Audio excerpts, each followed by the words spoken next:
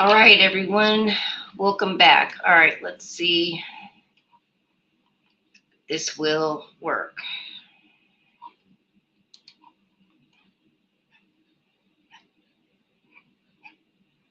I thought I just posted a link, but let me.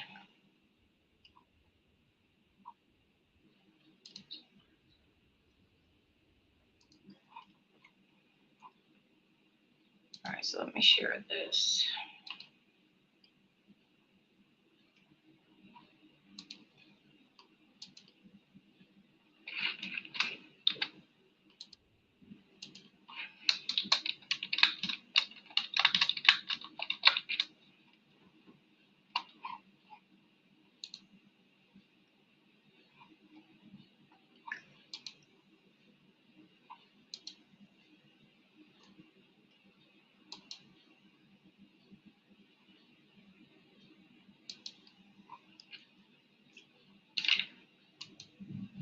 Okay, so let's. Gosh, I just go on.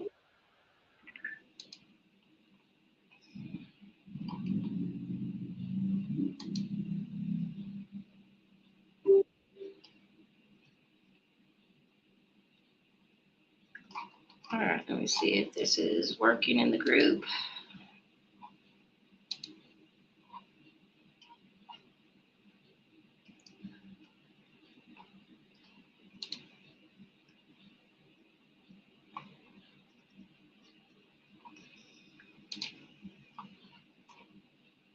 Come on, guys.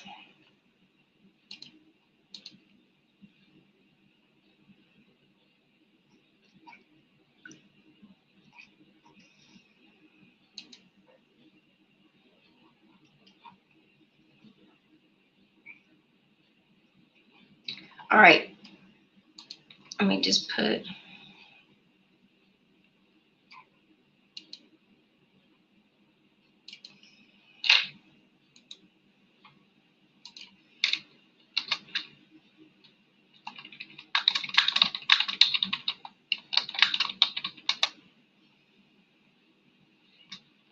Okay, I posted. It says come join me live in the room. So go ahead and join in on the live if you'd like.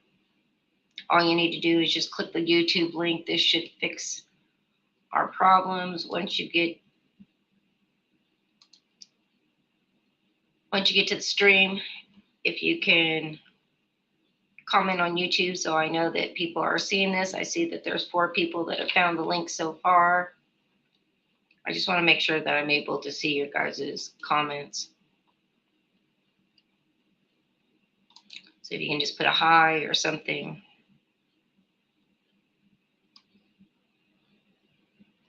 Okay. All right, guys. So it looks like people are showing up. Great. Hey, Tara. Nice to see you. Okay. So it looks like people are able to see.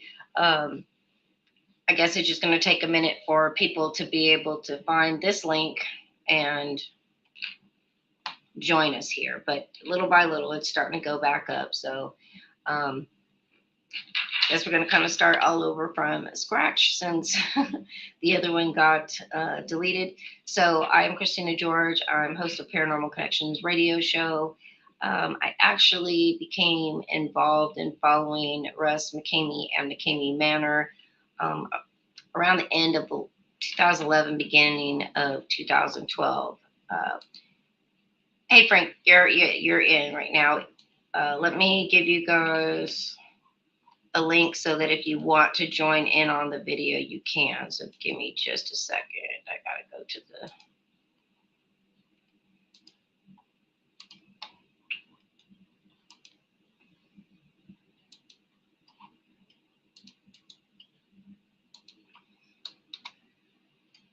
Okay, that's the link if you want to join.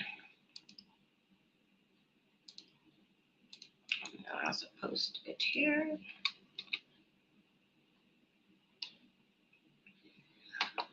Okay, so my listeners actually had sent me information about McKamey Manor back in like right before 2012, which was Halloween time. And I had just agreed that, maybe it was time for me to start going through some just regular haunted houses. Anybody who knows me, I'm in the paranormal. I do real haunted houses. So themed haunted houses were not my thing. And so extreme haunts were definitely not my thing, according to what I was seeing on videos.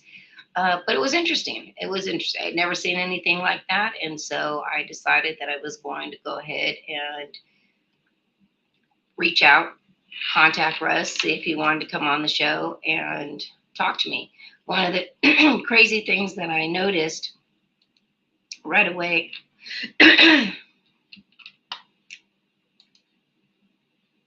Thank you. All right. So I reached out to Russ, and immediately he wanted to come on the show. Frank, I see that you're in the studio, so just hold on a second and I will bring you in here shortly. I reached out to him. I was a little concerned what I was seeing on the videos, but they were very popular. So I really wanted to kind of see what the fascination was with this kind of a haunt. I reached out. Russ immediately was super interested, so he decided to come on the show and actually became a very frequent guest on the show for quite a few years. At the beginning, I would talk to all of the actors. I was talking to all the contestants. People were really into this and nobody was getting hurt. So I kind of felt like, all right. Perfect. Thank you. So I kind of felt like, okay, this is something people like to do. Who am I to say that they shouldn't? So at that point, I started actually going on the show or doing the show and bringing the contestants on before they went through their tours to try to convince them to not go through. Out of all of the interviews I did, I think there was only 2 people that actually heeded my advice and didn't go and cancel their tours. Everybody else decided to go through. And yeah, as time went on, yeah, they definitely got more than they bargained for. I thought people were crazy for actually even doing it. But nobody was really being hurt. Were they coming out with bruises and bumps and stuff like that? Absolutely. But again, after they went through, I always interviewed them after they did a pre-interview before the tour and a after interview after they went through it. And although just about every single one of them said, they regretted going through, everybody was still okay. I mean, other than people getting their eyebrows shaved off, their head shaved, especially for the women, that was a big thing back then. And again, bumped and bruised. It wasn't much. And again, a lot of them actually expected that. So there was, groups that we were in and, people were seeing the live streams. A lot of times they were having them compete against each other for a spot to be able to go through it. So again, although it wasn't what I would do, I realized, who am I to say anything? Hey, BD, if you're interested in coming on, feel free. I put the link up above. I'll put it again if you like. But as time went on, things started to change. He had a lot of haters for sure. And I now can understand. I didn't understand back then because, again, although it wasn't what I would do, what most people wouldn't do, there was a huge following for it. So that was, kind of thing for me that, if you're an adult and you want to do it, go ahead. But as time went on, things definitely changed. He ended up, he was going through some financial troubles. He was going through some relationship troubles. He was having lots of problems with the haters, and they were contacting all kinds of people trying to get him shut down. And as time went on, little by little, I started seeing that the tours were changing. And this was even before the chamber. This was still back when it was at his house. And when I was talking to people after in private, now mind you, he would make everybody, once they went through, do an exit video where they would say, "Oh, I wasn't hurt. Oh, yeah, I shouldn't have went through. Russ was right. I should have listened. Blah blah blah blah blah." And whenever they came on the show, the same thing is they would say, "Yeah, some of them say I'd go through it again. Some say I would never go through it again." There was a lot of stuff that went on, but I started noticing physically more things were happening to people.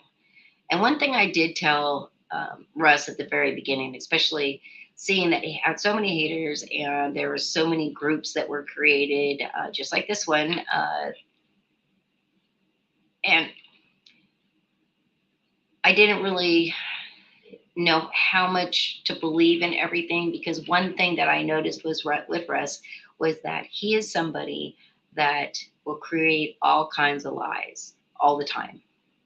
And he will put them out. He doesn't care how bad they sound. He's told people that people have died on his haunts, which is absolutely not true. He has said that he was involved in a secret group out of Las Vegas that was live streaming all of these things, and they were betting on who was going to make it, and they would pay to tell Russ what to do, or what to tell the actors to do, things like that. So he created all of this, and the more people ran with it, the more he loved it. It's the one thing you have to understand about Russ is he's a master manipulator, and he enjoys this. Now, at the beginning of the haunt, when he had it in his backyard, he didn't allow people to curse. He didn't allow anything sexual to happen, anything like that. He said he was completely against anything like that. You had to get drug tested. You had to have a doctor's note. You had to have all this kind of stuff in order to be able to go through the tour. And again, people lined up to go and do it. Hold on just a second.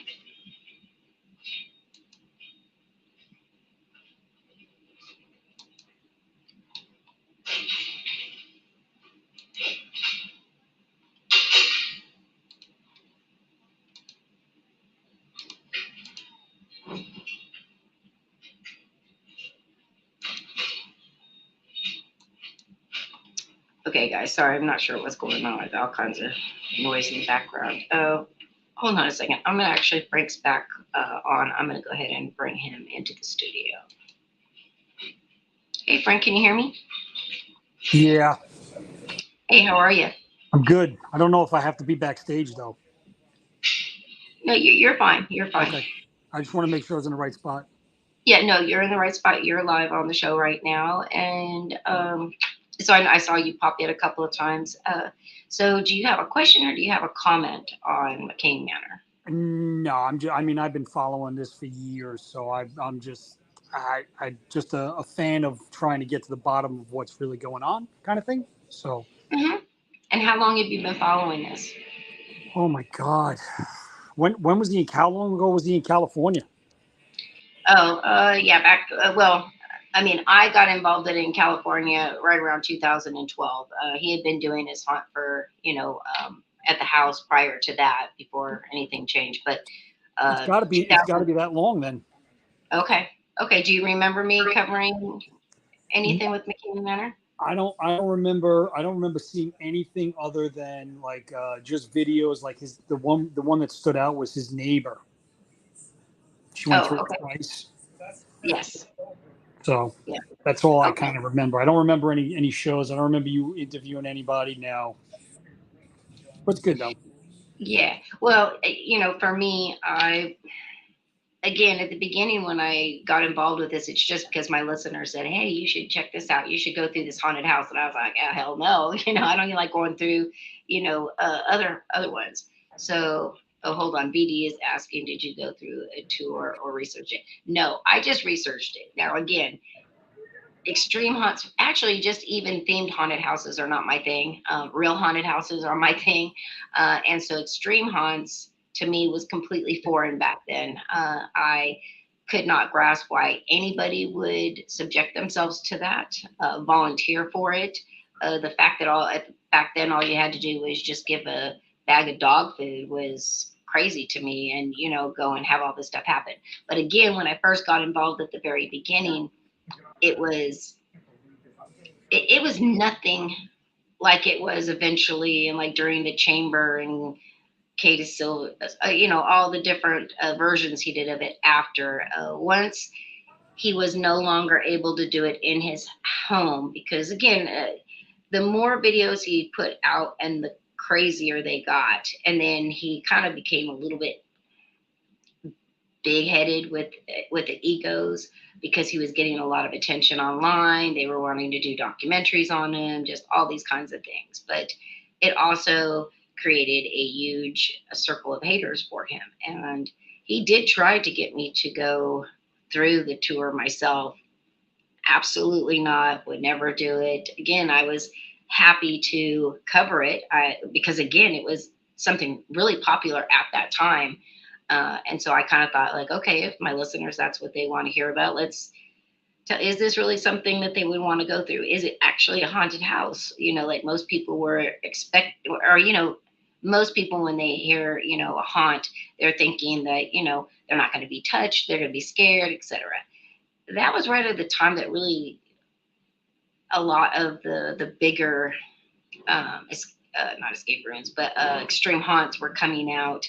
And yes, they were being touched, they were being, suffocated. But again, nobody was being hurt, and people were signing up for this. So I told Russ at the very beginning, look, as long as you stay honest, because he was telling me so many things once he trusted me about all the lies. Like he is never into mind manipulation or MK Ultra. He wasn't really injecting people with things. He wasn't giving them drugs.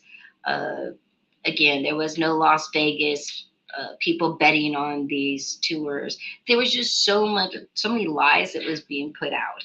And every time one of these hate groups would create some kind of a rumor, immediately he would go with it, because like that was what was getting them all the views and everything. Hold on just a second. Taco says, it always made me laugh when he said you can't cuss, and he cussed, right? Yeah, that's interesting. Let's see. Caitlin, have y'all watched the Reckless Ben Ben videos exposing the manor? Anybody who hasn't absolutely should, for sure. Let's see. Taco Bingo, and just his need for control. I think he honestly became addicted. Well, I will tell you, he absolutely did. As time went on, as I said, he said it was nothing sexual, no cussing, no this, no that. It was very straight laced. And as time went on, it started to change. Now, he knew he was going to have to move eventually. They told him he could no longer do the haunt there. He had a tax lien on his home. There was all kinds of things going on financially. And so he had decided, okay, since I can't do it at the house, they took all the animatronics down. And originally he was telling people that they were going to go to this quote unquote warehouse that he got. And it was never a warehouse. It was his backyard. But people were blindfolded, so they had no idea where it was. But the videos were out, so that actually kind of screwed him over, because it got back to the same city officials that they had shut him down and told him that he could not do this haunt anymore. Then he actually had a couple of people that were in groups that were offering him locations, like big warehouses and stuff, to do it, to move to other states, and that became a fiasco as well. But when he started doing the chamber, that's when things really started. I started to see a huge change. And I knew that some stuff was going on, and I couldn't get these contestants to tell me what was actually happening. So I decided they didn't want to talk to me online. They didn't want to talk to me by phone. Everybody was so worried that, because there were so many trolls in all these groups, that the information would get shared everywhere. So I ended up flying to San Diego to interview some of the contestants, and I got out. Well, prior to me getting out there, I actually talked to Russ, and he started, telling me, "Oh, we should go on a date when you're out here." And first of all, Russ would never be my type, but I was only there to cover what was going on, and I was just kind of having some feelings that things were changing, and so that's kind of what pushed me forward to go out there and kind of see for myself. So I told him, look, a couple of things. First of all, I never mix business with pleasure. Second of all, you're in a relationship, and that's not another thing I don't do. He tried to convince me that he wasn't, but again, I've been friends with him for years, so I knew him and Carol together. And he would tell me to have an open relationship. Again, nothing I'm into, so I said no. And I got out to San Diego. I did do personal one-on-one interviews with some of the people who went through, and the stuff I was told was disgusting, absolutely disgusting, and they were really hurt. I mean, like really hurt. So at that point, I decided I was over it. I was no longer a supporter. I was pissed because I felt like I had been lied to just like everybody else. Now I could really understand why people had such a problem with this. So I had put out that I was done. I was going to go ahead and do an interview, and I was going to start exposing the stuff that I knew and the stuff that was actually now happening. Now, again, I am not saying that at the beginning at his house that anything bad was going on. I have absolutely no evidence of that, nor did I ever see any evidence of that. But towards the end of that, into the chamber, absolutely people were being hurt. When I had put out that I was going to do a show, again, with all of these different groups, all of the supporters, all the haters are in all of them. There's trolls in all of them. So I'm sure that this live stream will get to Russ very, very quickly. And hi, Russ.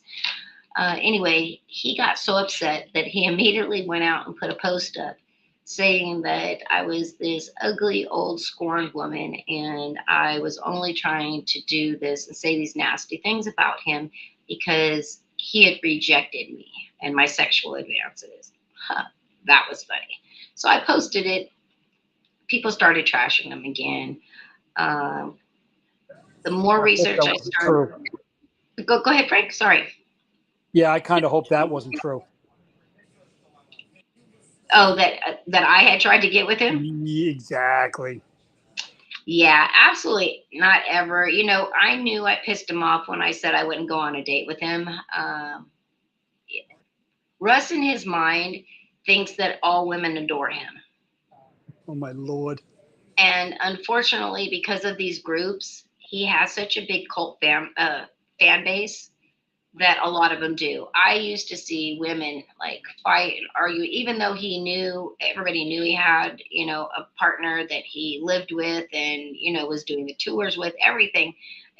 Again, kind of a very sick thing. Sorry, guys, I'm seeing all kinds of questions. Let me go back. Donna says he's definitely addicted to the attention. All attention is good to him. Yeah, absolutely. So, that's one of the things. I mean, if you were to go on and just on Facebook itself, I mean, YouTube, well, you could probably go on any social media platform, you will see that tons of groups are out there. I've been probably part of maybe 9 or 10 different groups that would create, then everybody be fighting in there. So then a new group would be created, and then secret groups. And I've never been so lost down a rabbit hole than covering McKamey Manor. It was definitely something, sure. Taco says Russ would create his own dramas. Oh, absolutely. Absolutely. So I will tell you, for anybody that was back around in the California days in the beginning, you will remember that Russ, when I first started exposing him, Russ came out and said that his computer had been hacked. And I will tell you that for the very first time, he actually was hacked. and a lot of information was obtained, a lot, emails, all kinds of different things. Wasn't by me, but again, there was people that were working with him that kind of turned on him. So a lot of information was obtained through a lot of different, very interesting people. So he did get hacked, but from that point forward, you would notice like every month or two, anytime he would post something that somebody didn't agree with, or sometimes he would just post shit out there that would piss everybody off, and then he would claim that he was hacked. But he was only hacked once, guys. Once. All right, let's see. Um, Stranger Than Fiction. Wasn't Jeremy Myers, Christmas Story Rabbit, a mole? He got destroyed in that van. Yeah, there was a lot of them, and I'll tell you, back then there was a lot of trolls that were coming through that would be willing to go through. That's why it over the years became very, very hard to get into these groups, because there were so many moles. And if he found out that there was a mole, oh yes, he was going to make sure that your tour was extra, extra tough, for sure. And if it was, once they got to the chamber in the kidnapping van, yeah, you were going to get your ass kicked for sure. Let's see. Taco Terra, yeah, at one point he was bringing them in sleep deprived. You can see it back in some of his videos a few years in Tennessee. Oh, he was doing that in California too. There was all kinds of things at the beginning, all kinds of hoops that people had to jump through in order to even be able to go through the tour. I mean, he'd make them dress up in onesies and go to the grocery store and sing songs, and it was just ridiculous. But again, it also made a lot of people think like, oh, it's funny, people were really into it. So yeah, he would tell people that they couldn't sleep. He would there was this actual group that were kind of like his enforcers, and they would make sure that whoever the contestant was, like 48 hours prior, they would have to answer the phone anytime that person from that group was assigned to them, to that contestant. And they would be told, like every 15, 20 minutes, whatever, to call the contestants throughout the night to basically keep them up so they would be sleep deprived. And yeah, a lot of crazy stuff went on. Just a second. I'm pretty sure in California you had to give them a hotel key. Yeah, well, yeah, they always stayed at the hotel. They provided their own transportation from wherever they were coming from. They bought their own hotel, everything.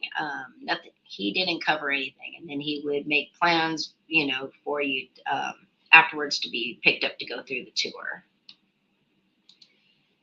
I can't get over that post. Well, you know what, Taco? I think it was pretty damn funny myself. Like, yeah.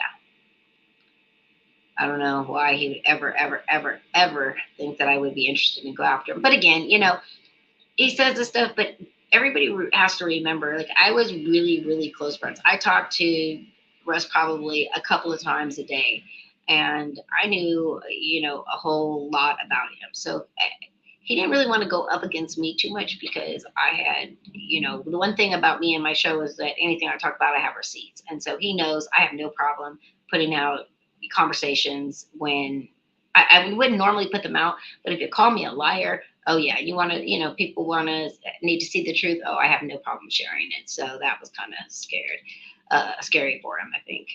Stranger, I think you're right. Is that correct, Christina? Oh, hold on.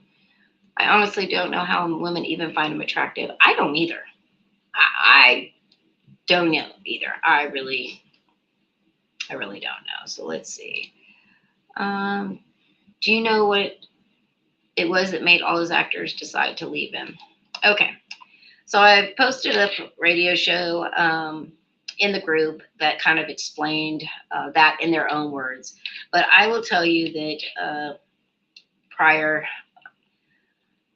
I was working with a group, and, we convinced a few of the contestants to actually file police reports. And it took a couple different detectives before we found one that was actually willing I guess, willing to help us. And they were kind of, when talking to us, it was more about they couldn't really do anything to Russ himself, because Russ, the one thing I will say, is very smart. So during all of like the chamber, when it really started getting bad and people were really getting hurt and hurt pretty bad, uh, he was not the one doing anything. It was always the actors. And so when the detective, was talking, like, really the only charges that could be pressed would be against the actors, but the contestants had, hoods over their heads or blindfolded, and so they had no idea. They had white noise headphones on, so they couldn't hear what was going on a lot of the time. So they didn't even know exactly who was present, who did it. So like there was a lot of loopholes of how criminally he couldn't it couldn't be done. But a few people didn't have headphones on, recognized the voices because they did know the actors. And so then they were kind of looking up, there could be some criminal charges towards the actors. I had multiple conversations with a lot of the actors, their friends, families after this, and said, look, you guys need to get out of this, because if something does come down criminally, he's going to throw you under the bus, and you guys are the ones that are going to have to pay the consequences. And at the beginning, they were very loyal. They still, okay, Christina, okay, yeah, we hear what you're saying, but this is what we do. Okay, I left it alone. But as the chamber was going on, Russ was asking them to do some stuff that they felt, was definitely over the line. And what I was saying was in the back of their mind and started making a lot of sense. And so they kind of refused to do some things, got into it with Russ, and then decided, screw Russ. They quit all at the same time. And then shortly after, they decided to agree to come on to my show and talk about why. I think actually I'm the only one that they talked to over that time, but I haven't been involved for a long time, so I'm not sure if anybody's done any interviews since then. Let's see. He says he's still doing sleep deprivation for current tours and the store visits in onesies. Yeah, he's not even unique. Like, he just recycles different things to see what they work. It's all about entertainment for him. Let me get to a few more questions and then I'll go on. I like the onesies and the funny stunts till that it comes down to humiliation. Yeah, I mean, again, back when they were originally doing it, everybody thought it was great. Everybody was rooting them on. Everybody had, who that they really wanted to make it through, and we all rooted them on. We just knew that they were never going to make it through. Now, also, I will say that back before the chamber, there was safe words, and they did use them quite often, and it would stop it very quickly. That was another things that was reassuring me, was because I knew that if it was too much for somebody, that they could stop. Once it got towards the end and then into the chamber, he would still let people have safe words, but when they were using them, he was not stopping the tour and forcing them in, and mentally, forcing them to the brink of actual psychiatric meltdown. Some of the contestants afterwards were suicidal. Some of them went to drinking and drugs. Some had to go in for mental health issues. There's a lot of things. So that was something that was really concerning me, because it's one thing to be doing extreme hunt and be super scared beyond what you would, pushing your limits. But, when you can't take anymore, you should be able to say that safe word and know that it'll stop.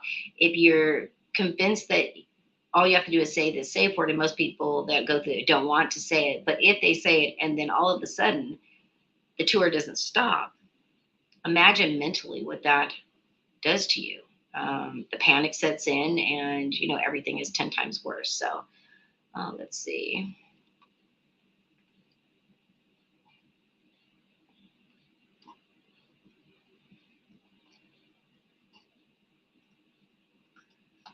Oh my gosh, there's so many. Let's see. I was saying that a contestant had to give Russ a key to their room so the actors could get in whenever they wanted. I remember this in 15 and 16. Yes, absolutely. Yes. They had to get 2 keys. And it was basically like one of the actors would be like a handler. I mean, they were assigned to the contestant. And so, yes, they could go in at any time. Sometimes they would just break into the room and just do a tour. Uh, Actually, I know when he was with Katie Silvas, like, yeah, they were doing like ice baths, ice plunges, and all kinds of things. He used to say that he had an EMT that was on staff. Again, was not true. That he had armed security that were ex-police officers there. Again, not the truth. I could go on and on. Let's see. Yeah, that's what I said a long time ago. I like couldn't be changed as being a witness and for filming it. Yeah, that was kind of the thing is that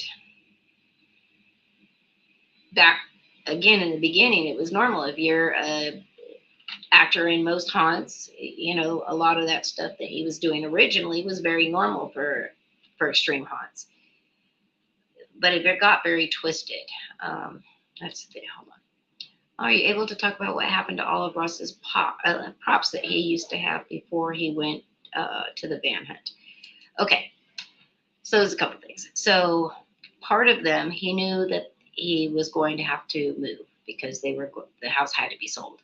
So he was looking for another place to start the haunt, and there was this lady who actually had. I don't know, it was like a barn or a warehouse on her property. And she had said she would team up with um, Russ, let him do it out of there, all this kind of stuff. So he packed up a U-Haul and drove cross state to, and I can't even remember, to be absolutely honest, where it was at, but he drove the U-Haul over there, unloaded everything, and then was supposed to be paying her actually. And so everything kind of got put to the side. He was making trips back and forth, taking some of the props. Um, so some of them were there, and a bunch of us sent footage of what the new McKamey Manor was like, because this was after the chamber. And when she found out, she basically told him that she did not want anything to do with him. He could not do his haunt there. That was not what she signed up for. She was thinking she was signing up because he would send everybody the videos that were from 2011, 2012, when it was at his house. So people were thinking that was the kind of haunt that he was having. These other videos were mostly being put out in a lot of the private groups. So we sent a bunch of these things, and she changed her mind and decided that she wasn't going to do it. And at that point, he actually went there and tried to get this other guy that he took with him to go in and break into this place and steal them back. But again, we kind of found out what was going on, let her know. So he didn't get the stuff back. He then said he was going to sue her. She held on to it. Police wouldn't do anything because he hadn't paid any rent on it and basically abandoned it there after months. And so it was basically hers. There was still a whole lot more animatronics. I don't think people understand how many he had. About $100,000 worth of the animatronics were moved from the house by Carol, his partner. Um, Actually, a good friend of mine, as well as some friends from the military that she was able to get together, flew out, rented a U-Haul, helped to load everything, and moved Carol to her new home. They did it real. Russ was actually out. This all transpired too at the time that Russ had met Holly, and Holly was a different type of chick. I'll say, Holly was a submissive.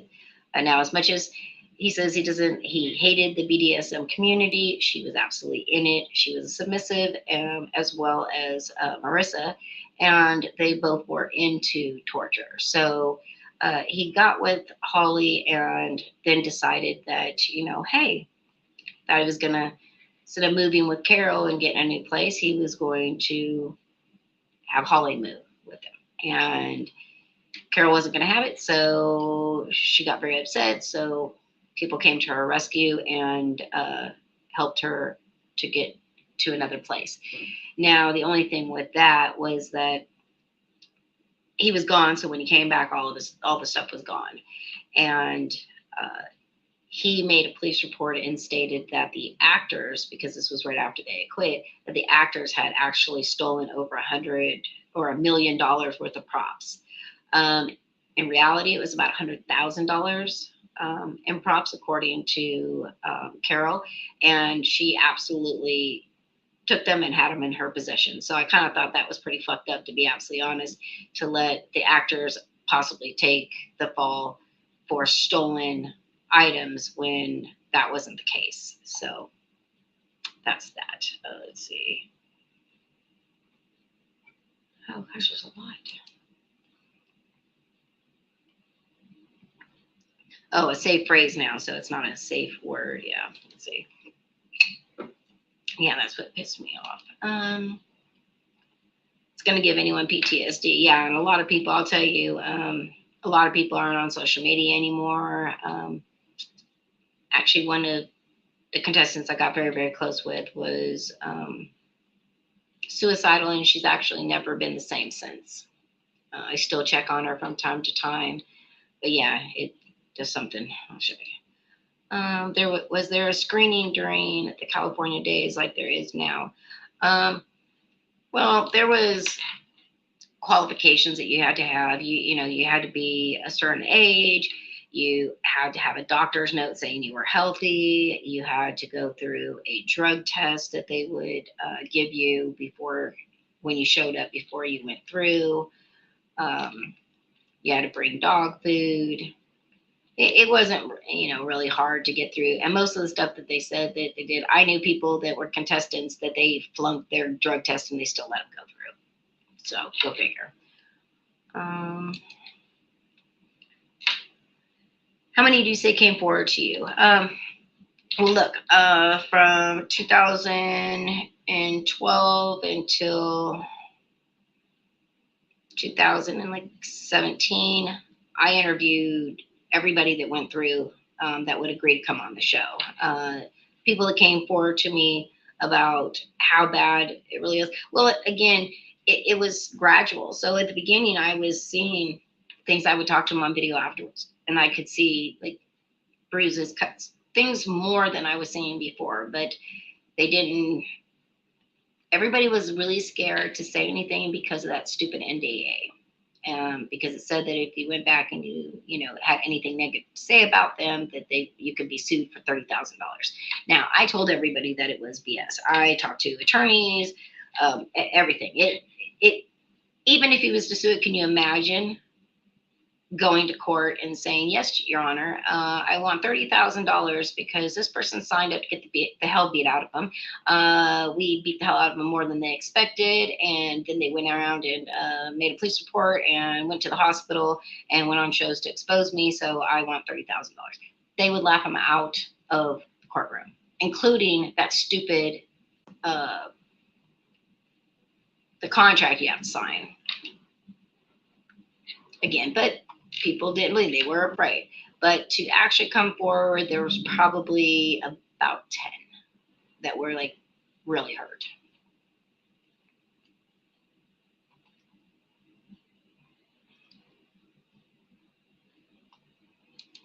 He said, Frank says, or somebody's going to snap and retaliate.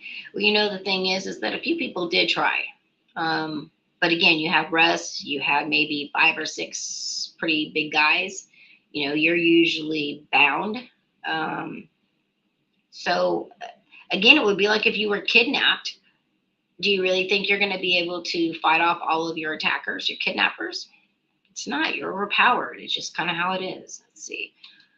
The safe word he gave to me for my tour was 5 pages long, and he told me I had to memorize it word for word. Oh, he did that a long time ago too. And yeah, he'd say, oh yeah, you didn't say it right, so I can't stop. Yeah. Again, classic Russ.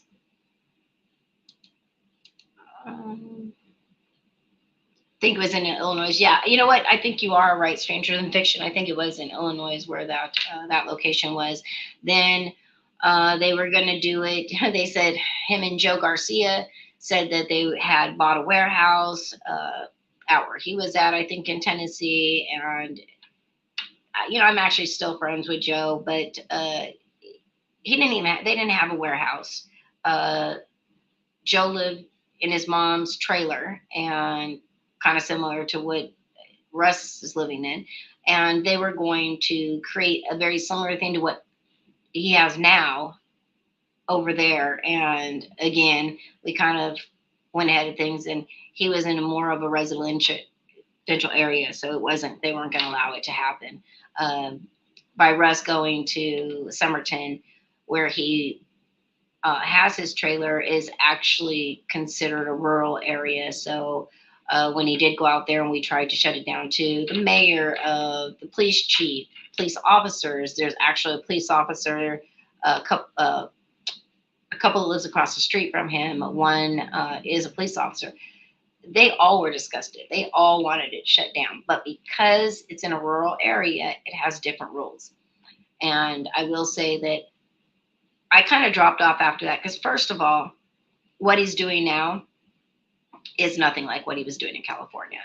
Now, I intermittently have people send me things. Now it's like, an Iron Man on steroids versus Survivor. I don't know. But again, it's nothing the way it was, and I'm not seeing that people are being really hurt, or at least that I know of. But again, I only know the stuff that was going on in California and a little bit into Tennessee.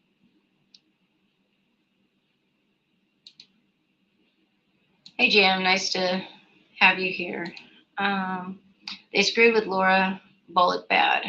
I think that's her name, with the drug test. It made her drink her piss. So that was Laura Brotherton. And yeah, I would say Laura Brotherton got it really bad. There were other people that did as well, but Laura definitely, they definitely retaliated on her, because they actually, not once but twice after her tours, she came to me and told me what had really happened, and blocked him.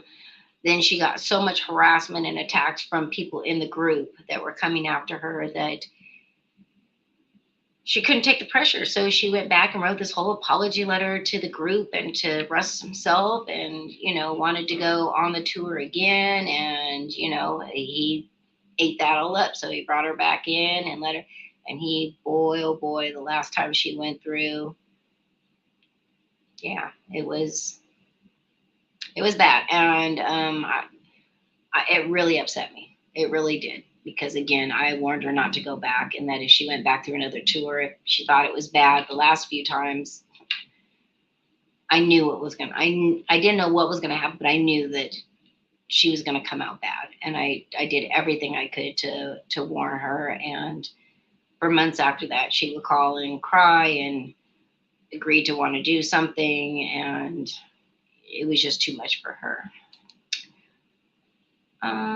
It's messed her up really bad. Most of us talked to her back in 2009. Yeah, exactly. And then she was just like, I'm done. As an Ironman myself, this is nothing like, okay, well, maybe not an Ironman. Look, let's go out. It's like an outside exercise, extreme exercise course with some waterboarding and stuff in there. Again, nothing like what was going on in California. Nothing.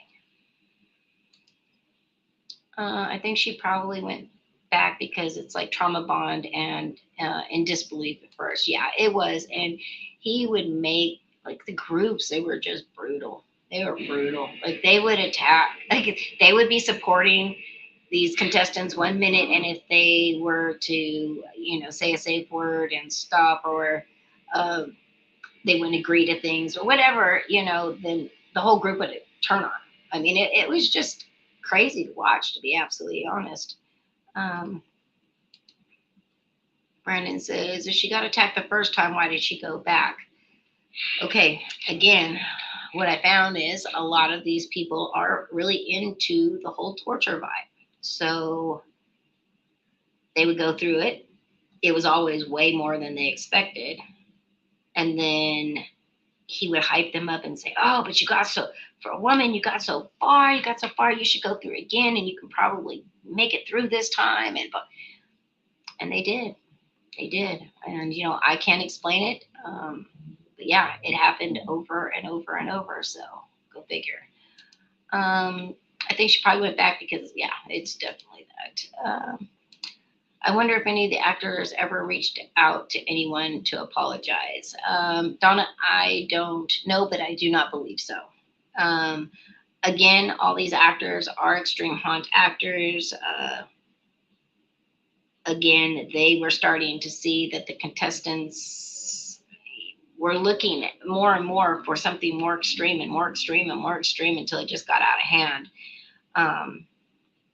So go figure. Jam Poser says he really fucked with Marissa bad. Okay, so let me give you my 2 cents on that too. I was friends with Marissa through the whole thing. Very sweet woman. She probably introduced me to the whole BDSM side of this and community of, because I kept trying to figure out like what was in their brains that they would want to do something like this. And she explained that, she's a submissive, she's into torture, and she loved the attention. She loved it. And Russ loved the fact that he could control and do pretty much anything to her. And he knew that she wasn't going to go to the police or out him or anything, because this is what she was into. And as time went on, and even until he went to Tennessee and she was still doing she was the prime person. She was like a great actress. And that's why towards the end, he was using her for everything. It was always like a Marissa show. And yeah. So a lot of it I would see, because I would be so frightened for her. I would see that she looked so traumatized during these tours. And then I would talk to her the very next day. And other than like when they cut all her hair off, like that kind of messed with her head. Even when she got the shit beat out of her and her face was unrecognizable.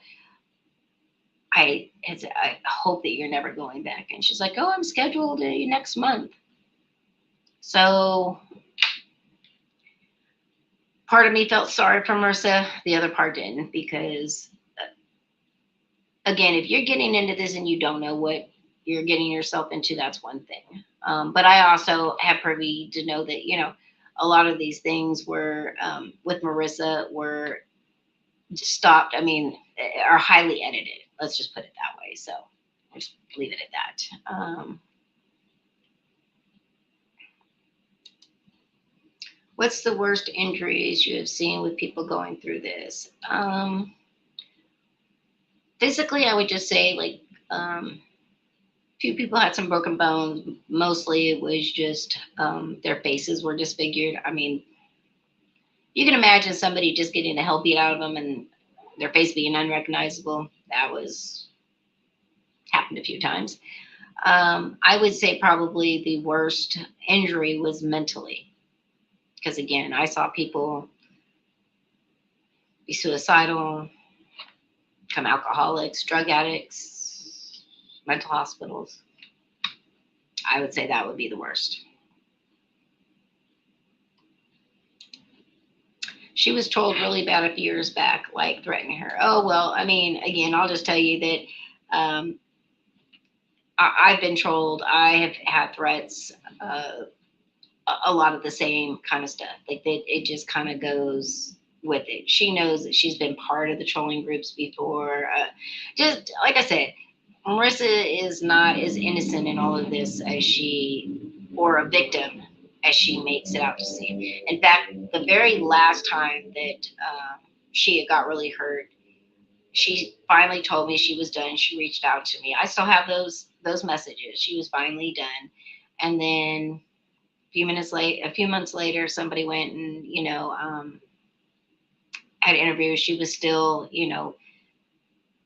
kind of toying with going back. And then even a couple of years after, she felt like, Russ was mad at her, but that if Russ would have her back, she would come back and do it again. So again, don't let her fool you. Did Russ let you into his personal life? A lot of it, yes.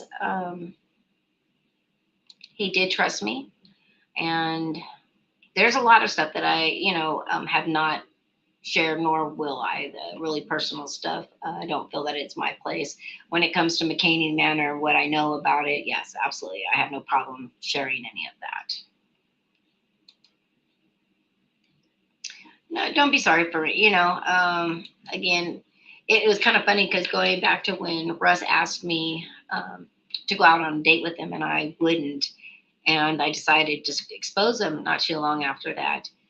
He literally had told me that I need to watch my back while I was in San Diego, because the actors would find me and they would snatch me up like they were doing everybody else, and force me to go on a tour. Now I laughed and I said, yeah, whatever. But I will tell you, when I was there with some of the contestants, like every white van we saw, like all of us were looking like, oh, gee, like, did he really send it? And I really felt that he would. The only reason I think it did not happen, and then I got a little bit of confirmation from a few of the actors after the fact, was that one of the contestants that I was there seeing was actually a super good friends with all of the actors. And so, she had said, like, Christina is not down for this at all. Like, she's not wanting to come because she's thinking that you guys might do this. And so they actually reached out to me and guaranteed me that that was going to happen. But I was still on the lookout, because I didn't trust anybody back in those days, to be absolutely honest. But I will say that once he got connected with Marissa, and more people started going through, I started finding more contestants were people from the BDSM communities. Now, again, nothing wrong with that. Again, I've been exposed to a lot through this, and to each their own. If you are a legal adult and you are consenting and that's what you want to do, by all means. But even in the BDSM community, even in the people who are into the torture, they all have safe words and they all respect that. And it's never one or the other person's intention to hurt somebody really bad. And so the fact that he got a taste of that, that's kind of where things really changed with him. He started becoming very aggressive with women online. He really focused on wanting to have women contestants. He was really kind of shying away from guys for quite a while. Any other questions, guys? I'm actually, hold on a second. How would Marissa fool us? I'm confused how Marissa could fool us, but Laura B's claims are completely true. There's a huge difference in their experiences that they both got hurt. Now, again, I am not saying that Marissa didn't get hurt. Absolutely not. The thing is that Marissa was a willing participant. Same thing with Laura. I mean, she's not into the BDSM stuff, but she really is into this extreme hot stuff. And this was, more about her ego than anything else, is that she just felt like she could make it through. She could make it through. And each time it got worse and worse and worse. So again, I don't condone either one of them being beat.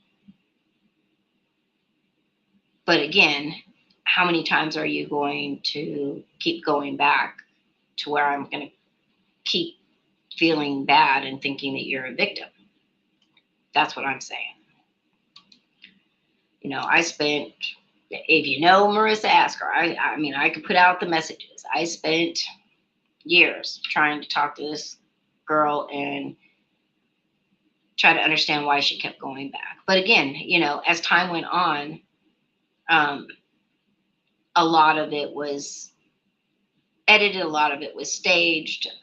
She was absolutely participating in this. So, you know, again, so many people think that they know it all. They don't really have any idea. And there's just so many twists and turns. But the stuff that I'm putting out here now and talking about is nothing that I haven't put out before. So, it's stayed consistent.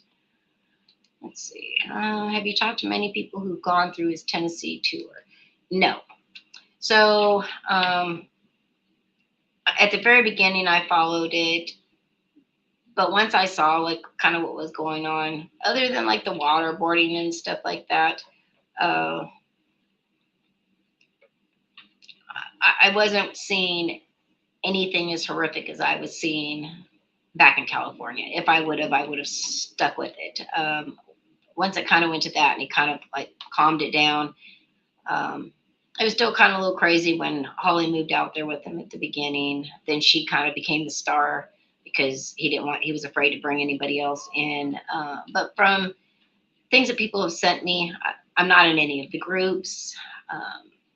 Again, somebody reached out to me because they knew that I had covered all this stuff in California, which is how I even got into this group to even see anything. And I was just seeing so many things that were, not true. Like people seeing things off of Reddit and that, he's on the dark web. And like none of that is true. That he's doing MK Ultra, that's not true. That he's injecting people, no, he did have a needle injector, but it's a prop, so it looks like you're injecting, but nothing is happening. Again, a lot of these people are sleep deprived. They have white noise going on, changing their, physically, mentally exhausted. So, and a lot of times they are blindfolded, so they don't know. They just hear what everybody else says. So if you feel like you're poked with something, but it's actually not a needle, it's, it's a prop. And they say, oh my gosh, you just injected her, or hey, how are you feeling now?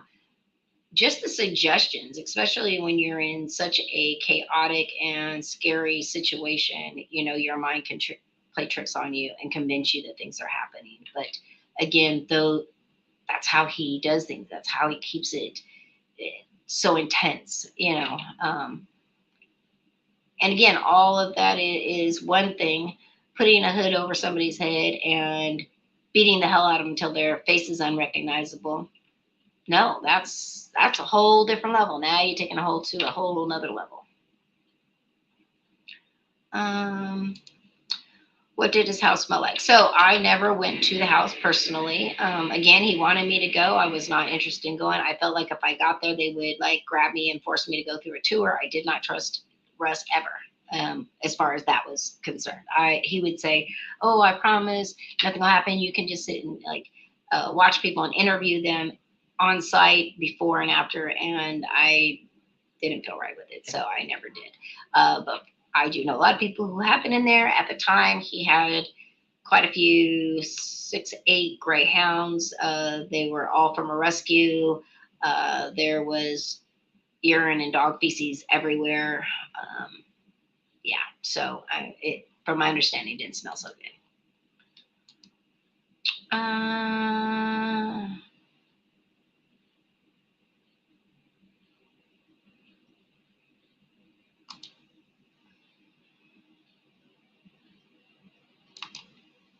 Back before in Tennessee, he used to pull people from the back of the truck. A contestant got really hurt. Yeah, and that was in California when he was doing all that.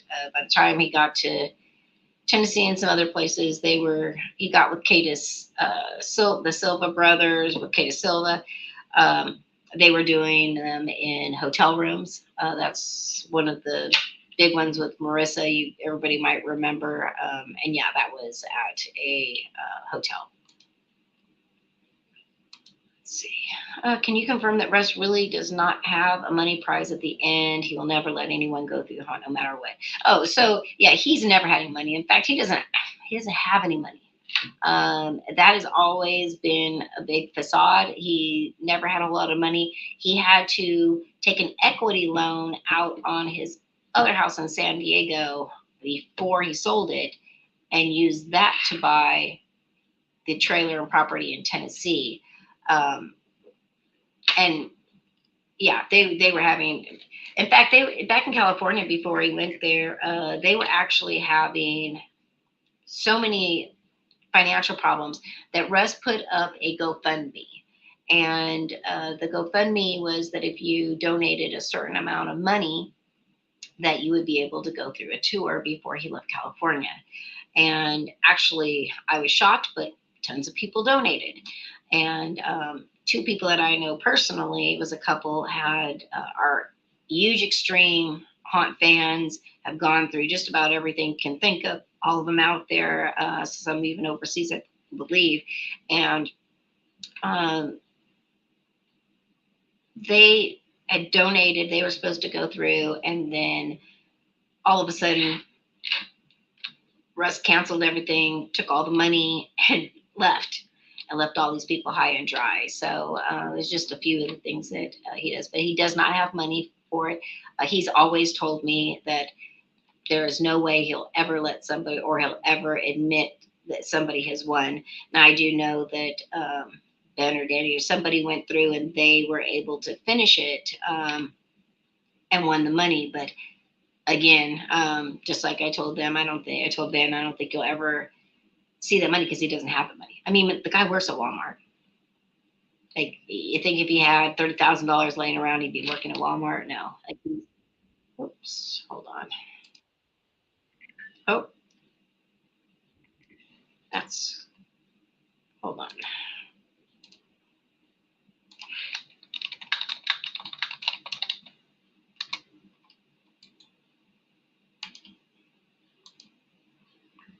So another person that went through was Christina Bester, and I actually became friends with her as well. Uh, she's going to come on, so give me just a minute. I'm waiting for her to join the studio.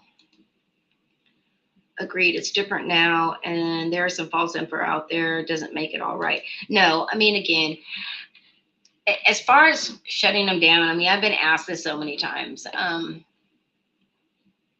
There is no really shutting him down, because even when we shut him down in California, he just moved somewhere else. And if anybody was able to shut him down again, he'll do the same thing. The only way to stop this, and I don't even know really if that is even possible, is for people to wake up and stop going. Because if he doesn't have anybody there, then how's he going to do the tours? But even in that case, I feel like he would just redevelop something else. Because again, he still has a huge following. Hold on a second. He ended up kicking Ben and Danny out, but they never actually quit. Okay, well that makes more sense, because that's actually what he usually does. Do you think Ben and Danny are here for club? No, you know what? I think they're two young guys that wanted to go and infiltrate McKamey Manor, like so many people before them have. A lot of people that have platforms have tried to infiltrate and go through, thinking that they'll beat it. But again, nobody's ever going to get it. And if they did, they'd never win anything. So it wouldn't make a whole lot of sense anyway. All right, let me bring on Christina. Well, hello there, my friend. How are you? I am fine. Long time no see. Right? I feel like it's kind of giving me PTSD, because I've got so far away from, McKamey Manor and the topic and everything. And it was like all of a sudden somebody reached out to me and said, hey, would you be available to talk about like what happened in California? Because there's so many, lies out there that are going on and rumors that people believe. And so I felt like, yeah. And, I was glad to see that you were in the group, but I thought, who better to come on and talk about it with me than you, because you were there from at the beginning when it wasn't anything too bad all the way to when it was out of control. Well, I kind of like after, I guess, because I went through it 2014, 2015, right. 2016. So I went through it 3 straight years in a row. And it's kind of like after all the crap that he did to me after my 3rd tour. And that's why there's not like an exit video of me from my tour, because the whole time I did everybody else like everybody else did. I drank the Kool-Aid. And I regret even going through it. because he did a lot of damage to me on my third tour, and he made the tour very personal. Yes. And there was things that I don't remember on my third tour that I should remember. And there's Right. that I wonder about. And the third tour is I was in a van, and I come out, and I was dry when I went into the van, and I come out of the van and I'm all soaking wet. I mean, dripping wet. So how would that happen? So there's questions like blacked out, things that I can't explain. Well, what did you do to me during that time? And there could have been safety issues. I don't know. That's not a way you run a haunt, in my Right. opinion. And the way that after the end of my tour, on my third tour, I was left out in a parking lot. Well, after I said the safe word, the torment and the torture kept on happening Right. even Right. after the safe word, and it should have stopped at that Right. moment. Actors should have never put their hands on me anymore or anything of that nature, and that's one of the issues I had with the tour. The second one was blacked out portions that I don't remember, which I think is a big flag. And then I'm left in a parking lot by myself, and In the middle of nowhere. and I mean, I knew where I was at, but I'm out left in a parking lot. He drives by. There's no kind of aftercare to ask me, oh, how am I doing, or anything of that nature. At that time of my third tour, I had a TV crew there from out of the country tape Right. I remember that. my thing. And they're the ones that did the aftercare for me, took me into their car, gave me water, and asked if I was okay. And Right. then after the tour, I was badgered. I was called a liar.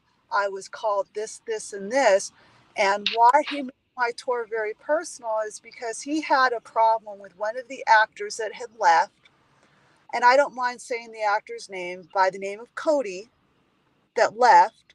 And he even used Cody to store props on his property Right. free with no charge. And I guess when Cody had left, there was some stuff that happened. I don't know exactly. I'm not going to say if it did happen or not because I wasn't there. I'm just going off what he said, Cody did. But Cody got left out in the middle of no man's land with no way to get home, supposedly Yes. a, a bus ticket. For some reason, Cody missed the bus, but he was stuck out in no man's land. Mm-hmm. And I got a phone call from him stating that, hey, can you help me?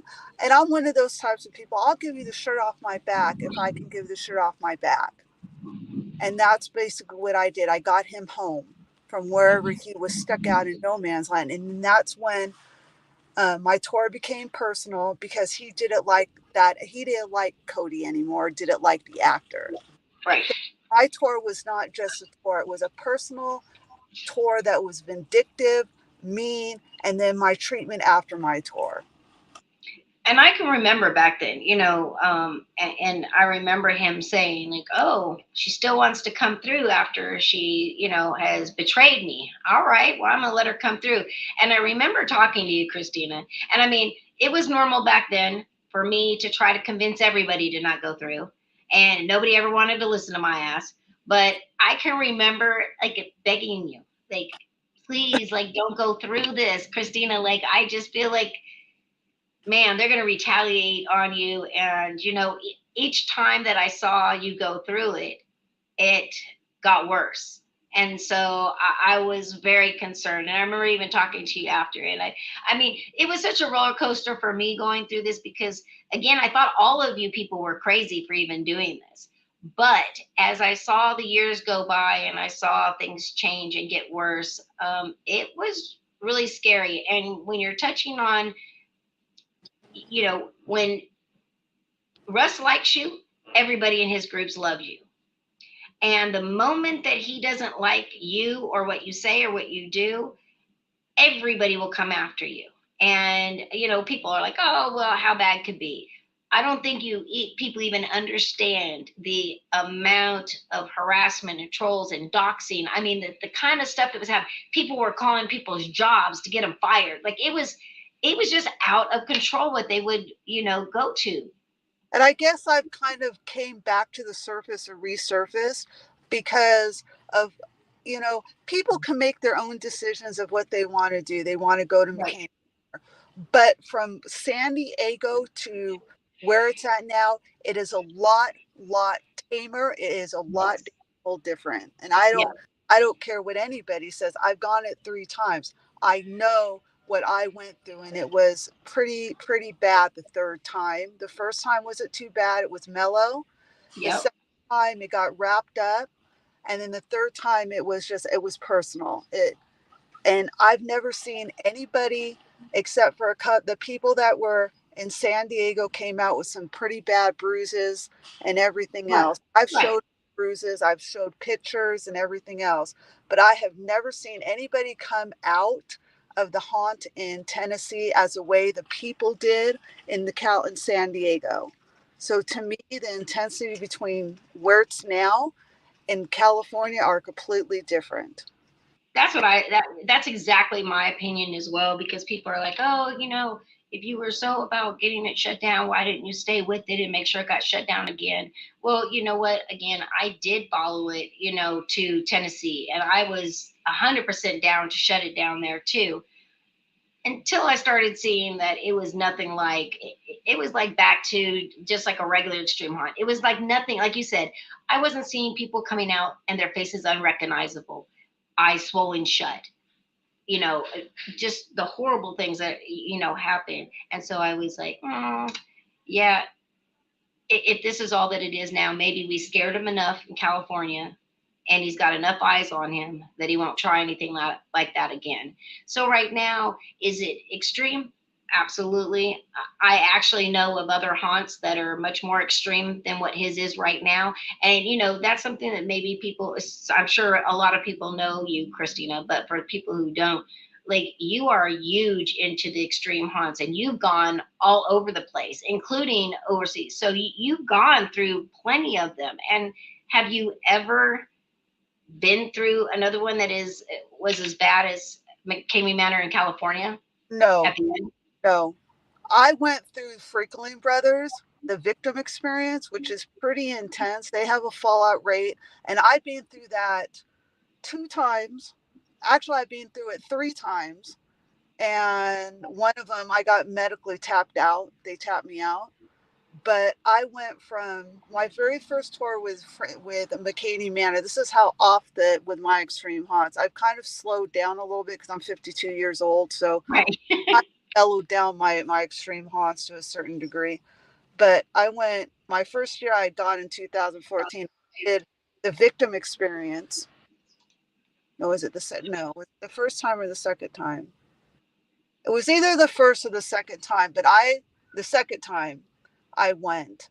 Went to the Freakling Brothers victim experience, got on a plane the next morning, and I did the McKamey Manor. Yeah, I remember that. So I don't think you could get any more extreme than that doing back to back extreme haunts, especially two that are very vicious. And I made it, but the victim experience has a fallout rate of between 95 and 99%.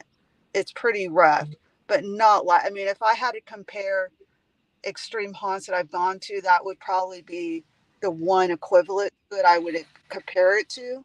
But the brutality that you come out is worse at McKamey Manor. It was. Okay. All right. Brandon is asking, what is your favorite extreme haunt that you've Uh, gone to? Heretic. Heretic Heretic. Okay. out of California, out of LA. They're no longer around anymore. Right. So when Adrian kind of like, I think he was time for him to rest.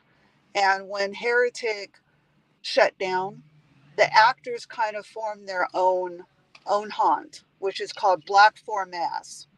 So I've gone Okay. to their shows a couple times, and they still have the intensity of Heretic does. So they really did it change, just that their actors formed their own haunt. And I saw that. Oh, I even saw that with McKamey Manor. Like after all the actors quit, they started their own thing. And unfortunately, you were crazy enough to try to say, "Oh yeah, I'll go through that too." Like it's a new haunt, not the same people who were beating the shit out of me before, but that was catharsis. right. So when all the McKamey Manor actors left, they formed catharsis. Now, would I go through catharsis again? No, I would not, because I had a permanent injury as a result of them not doing proper safety. Yeah, and I remember watching it. Oops. As a result of it, I had to have major surgery to repair my injured eardrum. Yeah, and I remember seeing that on live, and I mean, again, I was just every time you're about to go into something, especially that one, because even though I was covering them as well to see what they were going to do, they also had a very personal vendetta, with people. So I do see that when extreme haunts close down or for whatever reason, that usually the actors or whatever will just kind of regroup and do something else, which comes to my question, because I kind of feel like, no, everybody's got this idea that they're going to be able to shut McKamey Manor down forever. And I personally don't see that. I just think that no matter how many times he would get shut down, he'll either move or he'll just reconstruct something new. New. And he is such a narcissist. Yes. That he'll stay open in some shape, way, or form. So, if people want to go to his little boo haunt, is what I like to call it in my world, because that's what it is to me. More power to him. Go ahead, go to McKamey Manor. But when he flips a switch on you, be warned, you were told so. Yep. And the funny thing is, I can remember interviewing him back in the day, and his main slogan was, you don't want to do this. And he would tell you himself on the interviews, you really don't want to, are you sure? And everybody's like, yes, I'm absolutely positive I want to go through. But he feeds on that, and it's like, for one person sees somebody not go through and they're like, you know what? Oh, I could make it through that part. Like that person's weak. But what they also don't realize is a lot of this stuff is edited, and he only shows what he wants to show. And there's a whole lot that happens on these tours that was never shown, that was very brutal. Very brutal. And and I also get a lot of people that are still looking at the videos from like back from 2011 and 2010 when it was in his house, and they're like, oh, that looks so cool. And it did look cool back then, but that's not what you're walking into now. And the fact that he still tells people, oh, there's this whole warehouse, and there's all these stunts, and there's all this, and there's that, and then they get there and it's like a big exercise, in the field situation. So BD says I wouldn't call it a haunt anymore, and neither would I. Oh, I just lost Christina. Okay, well, if she pops back in, I will bring her back. But again, Christina was another person who, they really had a vendetta against her for sure. Let's see. During Russ's movie, he never shows all the tasks and everything they make people do even before they get there. 100%. Yeah, there is so much that nobody is shown. So yeah, that is very, very true. All right. Well, if anybody has any more questions, feel free to put them in below. I do think I'm going to be doing another live stream. We're going to be doing it with a few extra people. So if you have an experience with McKamey Manor, now again, this was really just about the California time that he was there. This is not, after, since he's been in Tennessee. But if you went through and something really bad's happened to you, or if you went through, during the time that I was, exposing him, and you have something you want to share, feel free to reach out to me, and I will bring you on the next live stream. Let's see. Do you think any unseen footage will ever be leaked. Hold on, let me bring Christina back. I'm sorry, my phone overheated. It's okay. Brandon, to answer your question, so I will just tell you that when his computer was hacked, originally, people got a lot of his emails. They got a lot of copied the footage, the raw footage. So it is out there. Now, will it ever be leaked? I'm not really sure, because the person who had all that information is no longer has anything to do with McKamey Manor. So I don't know if it ever be leaked. I mean, I know that it's out there. I know where to get it, but again, what good would it really do? I mean, people got the shit beat out of them. That absolutely, that a lot of really bad things happened. But again, when we went to the police and talked to the detectives, they all said, you know, again, first of all, people, there's no laws about this out there, because, you know, it was like, this is something that was super new, and they had these contracts that everybody was signing, saying, and it clearly said in the contracts, you know, that they had to sign, that you could get hurt, you could possibly drown, you could possibly die, you could have broken bones, you could have concussions, you could have cuts. There was all kinds of stuff that was covered in there. And so when you signed that away, I mean, who was really thinking that they were actually going to have to encounter any of that stuff or deal with any of that stuff? But again, that was one of the reasons, because they were agreeing to it. The second thing, well, let's go back to the first thing. Again, there was nothing criminal that was going on, but also the fact that he wasn't the one beating the hell out of anybody. It was the actors. And again, for anybody that ever went through or saw, you never saw the actors. The actors always had, you know, masks on, different things. They weren't on the camera, all these different things. And a lot of times the contestants had blindfolds or bags over their heads, so they didn't know exactly, you know, who was doing what.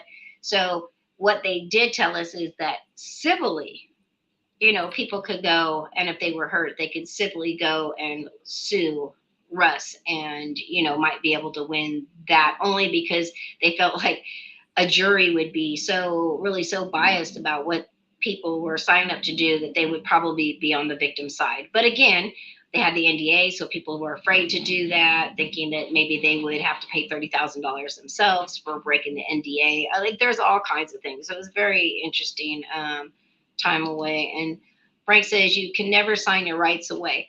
Well, yeah, you would think so, but again, legally, I mean, Christina, like, there was plenty of people that towards the end through in the chamber that were getting hurt so bad that they were going to the police, and every single person was being told the same thing, like, you agreed to it. Like, it says right here that all this stuff can happen to it. Now, again, none of the police officers or the detectives that I talked to thought that it was a good thing. Like, they all agreed with me, like, that this guy needed to be stopped, but there was only so much that they could do criminal, you know, of charging criminally. Right. And like everybody that went, I didn't go against my will.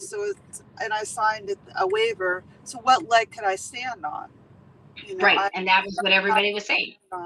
But would I go through McKamey Manor again? I would have touched that place with a 10-foot pole. I don't care where the hell it was at in the world or in the States. I drank the Kool-Aid, and I admit that I did. And I was on that McKamey train, like, you know, praising him and everything else. But after my experience, I have a completely different view in my mouth about him, a different taste in my mouth. And do I wish that place to get shut down? Yes, I do. But if people want to make that decision to go right on ahead. But it's not the same type of haunt as it was in California. And I think the people in California went through a lot more. I agree. Endurance, and went through a lot more than people that have gone through it in Tennessee. Now, I'm not knocking their tour, right? But I know what I've seen. I know what I went through personally. Well, I can remember when he decided that they were going to do the burying people alive. And I remember that one. And being an ex-nurse, I just thought, oh my God, like this is so dangerous, because the more weight that you put on somebody's chest and you keep putting it on can eventually, even if they've got a tube in their mouth, can keep them from breathing. Yeah, I don't see any, like, again, seeing so many extreme things happen during, the end of McKamey Manor and the chamber days in San Diego. I don't see, every time, every once in a while people will send me, tours from, out there in Tennessee. But again, it doesn't really even raise my eyebrows, because it's like, okay, I've now seen so many different extreme haunts that I'm like, yeah, okay, like, I don't even know why people would go to that one, to be absolutely honest. And I've gone through some very, like, the most extreme ones you can go through. And I have never come out in the way that I look, with the amount of bruises and cuts and things that I had coming out of my second or my third. Oh yeah. I mean, again, I saw it each time. And again, talking to Russ, especially the third one, I knew that this, when he said, oh, she wants to, after she, betrayed me, she wants to come on the tour, huh? Oh, we're going to make her regret that. As soon as I heard that, again, that was why I tried to convince you not to go, because I was just like, but, I can't even follow you, because I've seen it happen so many times. At the beginning, I just thought, I just thought you guys were all crazy. But he is very convincing. I swear to God, like, does he hypnotize people? Absolutely not. Does he do MK Ultra? Absolutely not. But is he a good talker and a good salesman, and he can sell you on anything and make you believe him? That absolutely. The thing is for him is that people will meet him and then very quickly see his real true colors, because he tries to seem like this super nice man. But if you've ever been in one of his groups, if you piss him off, like, he goes off Exactly. like crazy, a whole different side, and how he treats you and sending people to come and threaten you and attack you. And he's very manipulative is what he is. Yes, very much so. And when people say, well, I know what goes on in McKamey Manor. No, you don't know what goes on within McKamey Manor until, everything's kosher and everything's cool and you're drinking that Kool-Aid, everything is good. But as soon as you do something wrong and you're not in line with him, it's a whole new different story with him. So, and then I don't understand how these people, these admin people currently, and people swear that he's this good, wholesome Christian, that he'll never do anything wrong. Well, first of all, you haven't gone through the tour. You don't know what the victims went through after the tour. Right. And it's not just before and during. And he hasn't flipped on you yet. Right. Right. And for some, again, it was a big game. I can remember, even with Marissa and Laura, like, he would treat them horrible, and then he'd trash them in the groups and just talk horribly about them, and then turn around and change their mind, and then they would come back and do like apologies to the whole group and to Russ for acting that way, and to please let them be back in the group and go on a tour again. And it would just blow my mind. But yeah, that's, again, unless you were involved in it. And again, I didn't go through the tours. I never went to the house. All I did was interview you guys and follow it. And the stuff that I saw go on these groups was crazy. And even again, everybody loved me until I decided to flip switches and expose him. But I said that from the moment that I met him in every show that I had him on, that I knew he lied a lot about, like, the stories and what really was going on in Las Vegas and all of that kind of stuff. I knew all that was BS. I just said, I don't care if you lied to the public, because that's your persona, for your haunt. So that's how you get people all interested. But I will tell you, if you ever lie to me, or I see somebody get really hurt, I will flip and I will be exposing you at the same time. And he just really was so confident that I was never going to feel that way, because every single person that he got done with and they do the exit videos, even no matter how bad it was, people would go through and say, oh yeah, it was great, blah, blah, blah. Yeah, I would do it again, all this kind of stuff.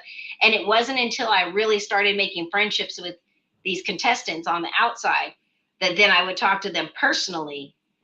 And I'd be like, why in the hell would you make that video then? And they were like, well, we had to. I mean, again, very manipulative. He'll blackmail you with stuff. I mean, like now I heard that to get into his group, you have to submit a copy of your driver's license, your social security card, and something else. And I'm thinking, you got to be kidding me. If there are really people that would send all that shit, like, yeah, I don't even know what to say. I personally would never do it just to get back in his good graces or get back in his group or any of that, because I've kind of gone my life in a different direction. But all this stuff is resurfacing. Let me resurface from the ashes like a phoenix, and right. kind of talk about my story and what I went through. Not everybody had the same experience as I did. Some people maybe had it less than I did in California, or maybe worse than I did in California. But I know it was not something, I regret my decision of doing it. And would I ever do it again? No. Now, like, again, if people would like to go do his tour, that's not really an extreme haunt. Now, if you want to go do an extreme haunt, there's a lot of other ones that you're not going to get the shit beat out of. You're going to not come out with bruises and your hair shaved off, unless you kind of want that done to you. I mean, I can give a whole slew of them, that have the same kind of feeling as an extreme haunt. There's a bunch in California. There's one here at the Castle Chaos that has a crucible. There's a fear experiment in Illinois. There's a bunch in LA that are popping up. So they're all over the place,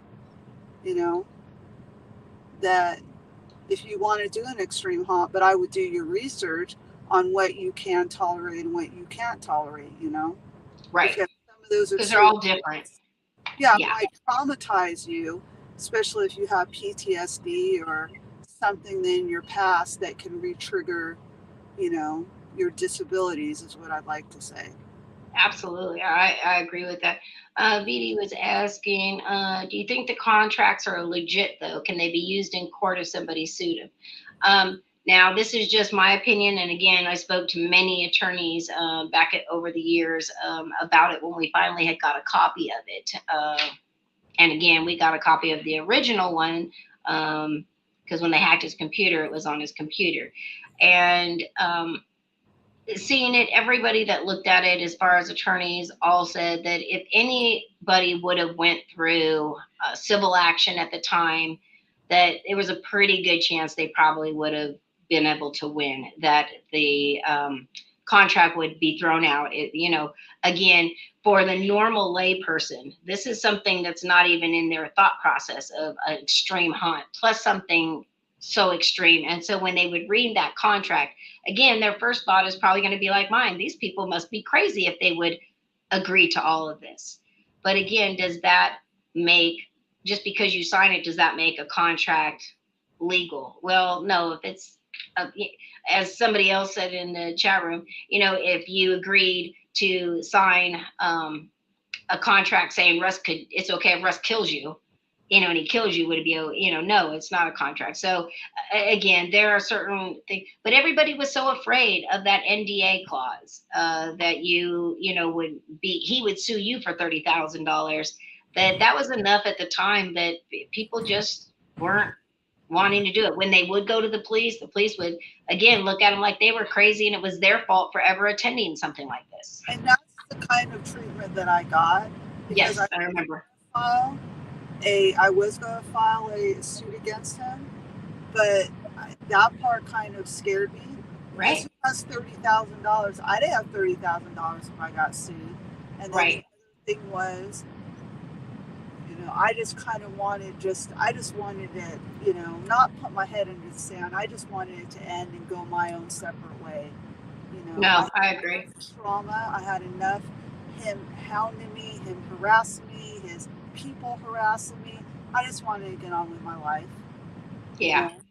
That's kind of what I felt like, too. And I mean, again, I went through nothing, even though I went through a lot of harassment, trolling, threats, things like that. I didn't have to go through anything that, you guys went through. And so, but just the chaos that happened when I flipped sides, I mean, and what I witnessed, happening as well.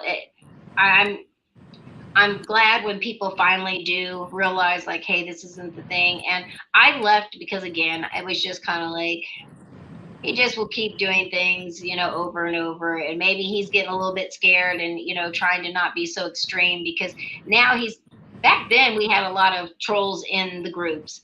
And, the more that people are starting to find out about, the more trolls that, try to get into those groups. So he's very paranoid, I know, at this point. Um, but I was just kind of like, you know what, at this point, if nobody's being like really badly hurt like they were in California, I don't really need to focus on McKamey Manor anymore. It was so long and drawn out, over the 7 years that I was covering it. I was just over it. But like I said, things started popping, and it's funny. It's always like right when it gets close to like Halloween, I start like seeing all kinds of people popping up, posting things on YouTube and TikTok about McKamey Manor, and I laugh a lot of the times because the stuff that they're sharing and the stories that they're sharing, first of all, are so full of shit. They're not even true. And I'm like, wow, where'd you get that? Or somebody will say, oh, I saw that Las Vegas, they pay Russ and they wager on who's going to win and all this kind of stuff. And he makes all this money off of that. And we know it's true because we saw it on Reddit. And I'm like, oh, Lord, and just a lot of the things that weren't factual, people that were never even involved during that time. It's just rumors or stories that have changed over the years. And, each group puts their own stuff out. So when they reached out to me, I was like, you know what? Yes, I was there. Like, I'll come on and put it out there once and for all, answer these questions. And, at that point, let people do what they want to do. And the information now is outdated. Like what they're showing right. now happened 7 years ago, and he's not right. even in California anymore. So right. Right. And I mean, again, for people who I don't really even see why people are still even going. And from what I do understand, that the stream of people that, are trying to sign up to go through that is very small at this point. And it's funny because he always wants to throw out like, oh, we've got a 10,000 person waiting list, 17,000. I laughed because that has never been true. The whole time I was talking to him, he was just basically trying to pick and choose people that he knew would not be able to make it through, that they would be able to make it. That you'll never make it through. You might come close to making it through. Yes. He has it where you'll never make it through. Yeah, absolutely. And he would, if you didn't say the safe word and you were getting too far towards the end, then he would stop the show and say, oh, well, you've got the best time right now. Let's see who the next person, but so nobody was ever going to get through it. And he told me that he didn't have the money. So he was just like, that's just the goal for everybody is to come beat me and get this money that doesn't even exist.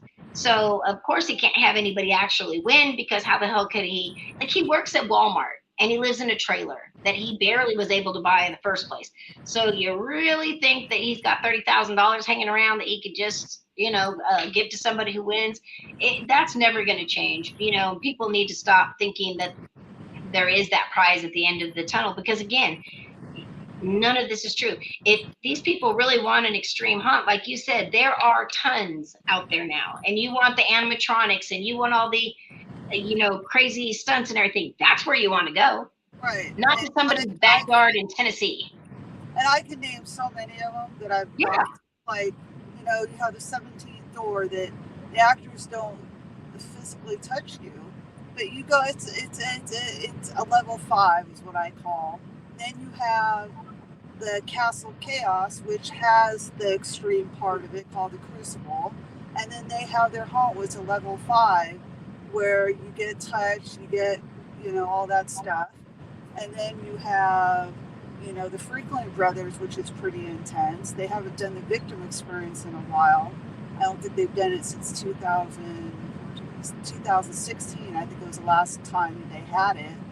But you have you have the Fear Experiment in Illinois that's having one in October. So there's a whole bunch all over. Right.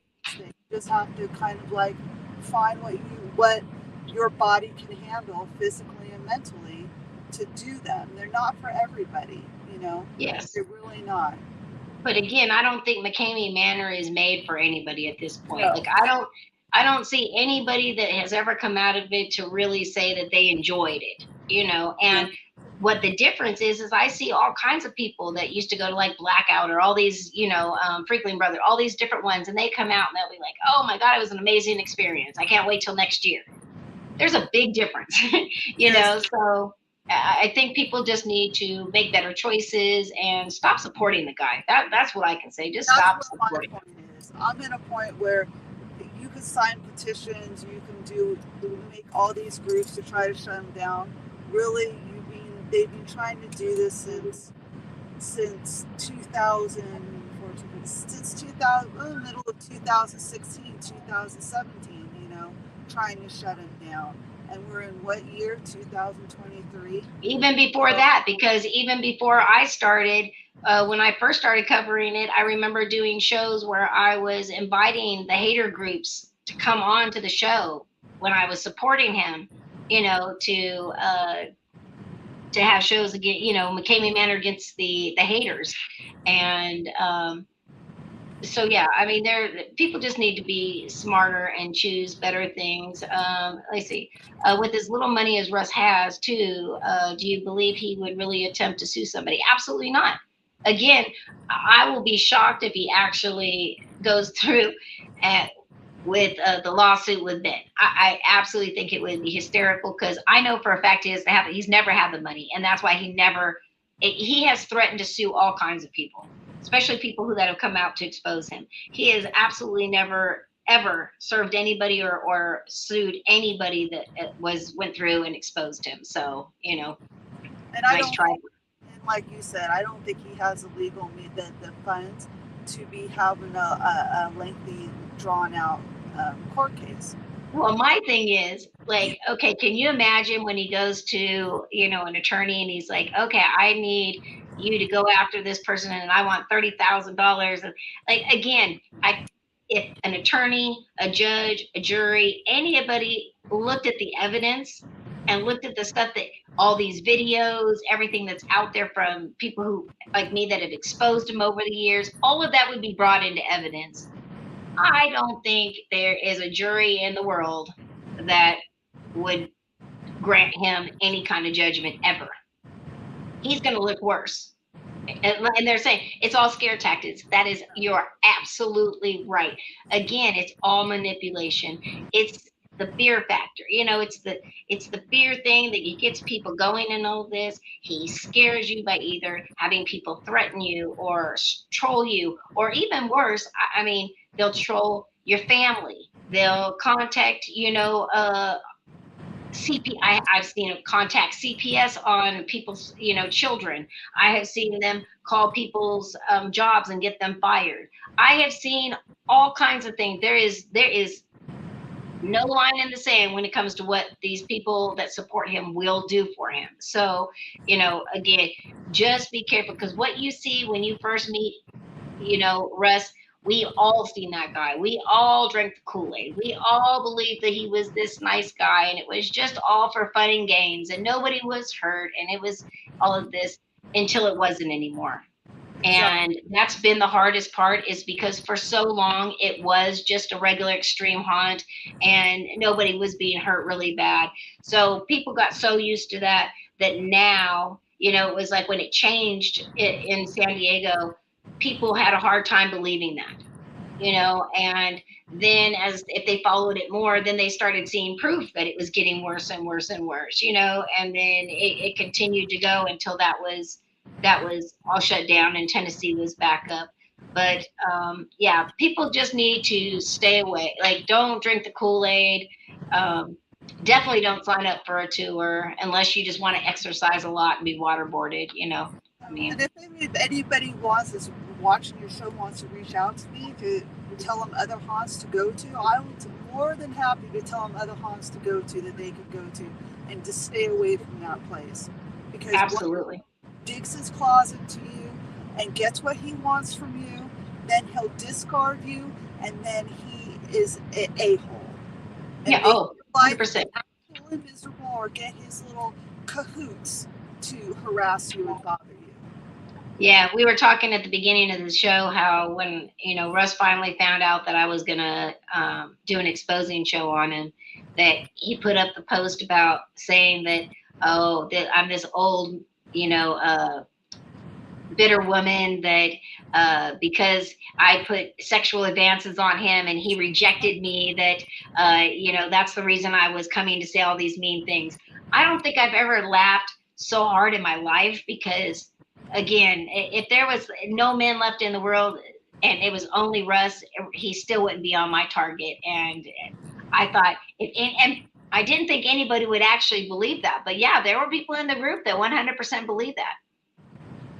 Oh, okay. Well, if he's, well, I know a mole is watching this show and it's going to go into his group. Oh, of course. I'm like, hello, Russ. How are you doing? I hope you're having a wonderful day. Remember me, Russ? I hope you're watching this video, Russ, from me and from Christina.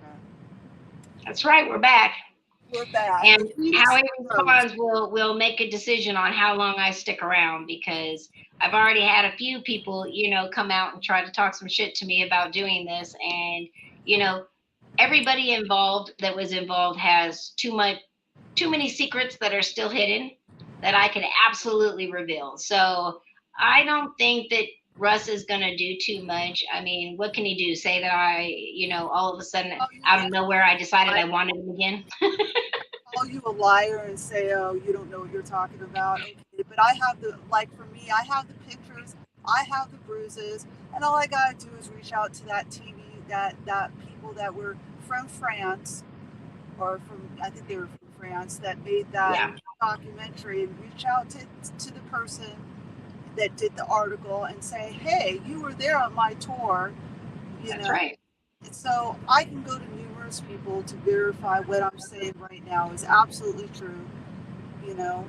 So well, I don't have anything to lose in this, and I don't have anything to gain in this, because for me, I'm not into the extreme haunts. I'm not into anything. I'm just into not having people be hurt. I mean, I believe that adults can do whatever they want. And if that is what you're into, is like have somebody, you know, make you work out, beat the shit out of you. If that's what you're into, by all means, that's great. But, you know, people aren't thinking that's what they're getting into. And so I just want people to know that, you know, it is the truth, that people were targeted, people were hurt really bad, and some of these can turn very personal, especially if he gets even the inkling, and or somebody in his group says, oh, I think that person that's going to go through the tour this time might be a mole.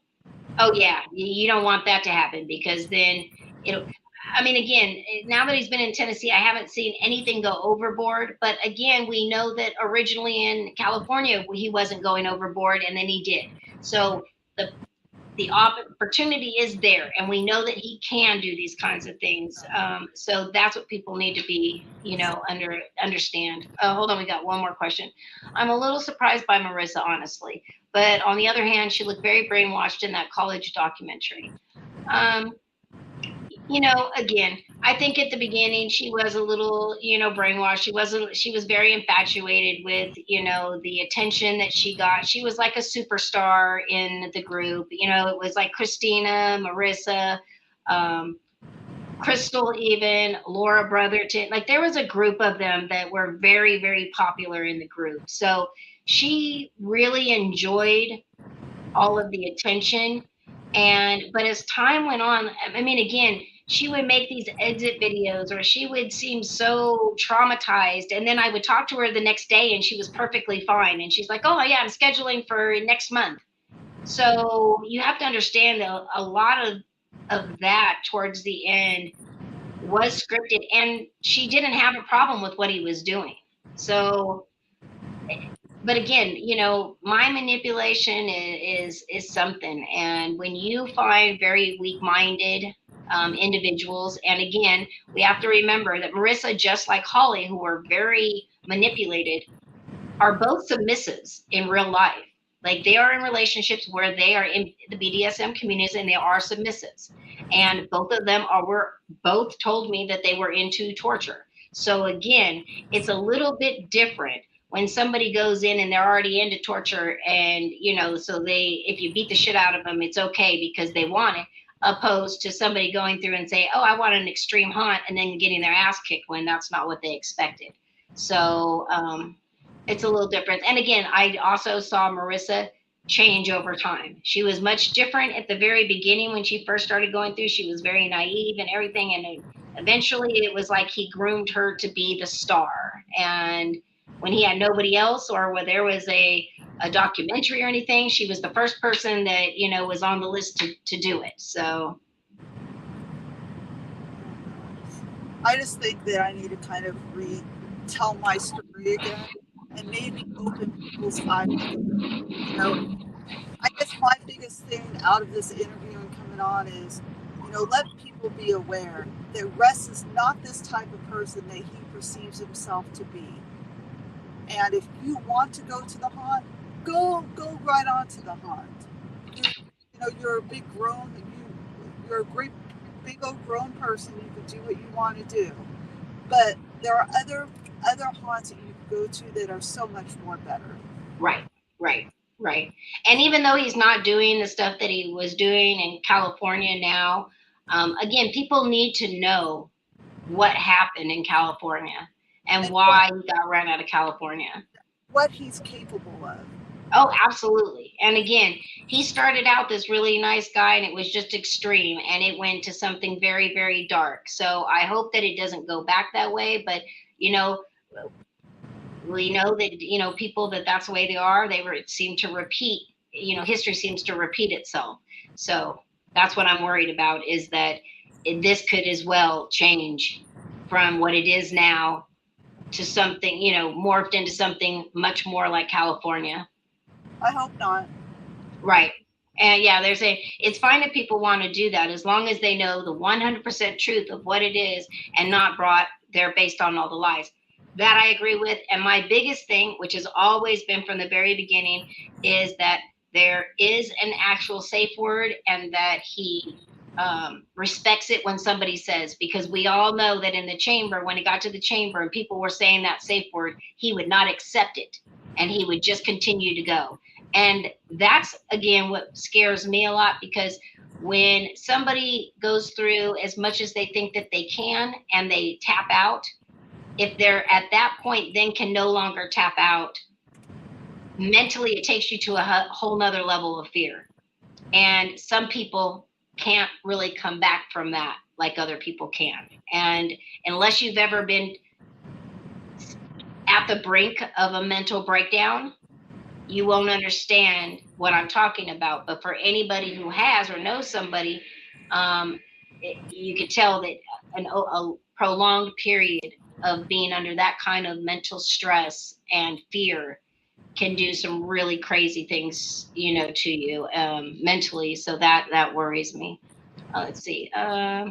Did they know he wouldn't accept the safe word? No, they were always told that, yeah, if you said the safe word, you had to. They decided the safe word before they started it, and it was always would say, and it said in the contract, if you say this safe word, immediately it would stop. And for a long time he did do that. And in fact, some people would say, oh my gosh, I just got a little too scared, and they'd want to start over again, and he'd let them start. But he did use that safe word. Towards the end, again, when it changed and got really dark, no. I had multiple people. I saw multiple videos where people were using the safe word that they were given, and he would not stop. Vouch for that in my third tour. That's exactly right. 100%. Yes.